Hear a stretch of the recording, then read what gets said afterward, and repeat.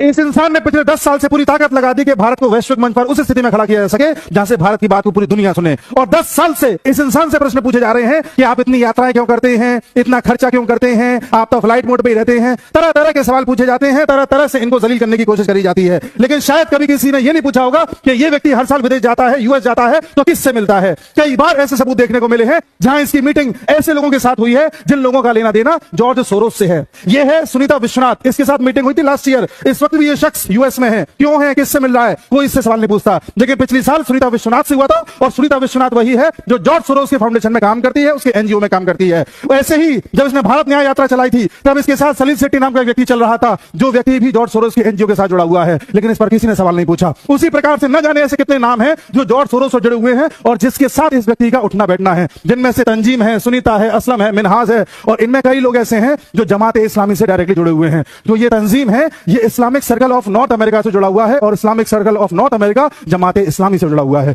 लेकिन किसी ने इस बारे में आज तक सवाल नहीं पूछा। सवाल पूछा जाता है तो किससे? उस व्यक्ति से जो पूरी दुनिया में भारत के नाम को रोशन करने में लगा हुआ है। सवाल पूछा जाता है तो उस व्यक्ति से जो सारे हिंदुओं को एक करके राष्ट्र को एक बनाने की कोशिश कर रहा है। लेकिन कभी सवाल नहीं पूछा जाता उस इंसान से जो हमारे देश को जातियों में बांटने की कोशिश कर रहा है, हर बात में जाति जाति जाति कर रहा है। और जॉर्ज सोरोस वो इंसान है जिसने खुद बोला था कि मैं लगभग $1 बिलियन का फंड रेज करूंगा जिससे कि पूरी दुनिया में उन ताकतों को कम किया जा सके जो नेशनलिज्म की बात करती है, राष्ट्रवाद की बात करती है।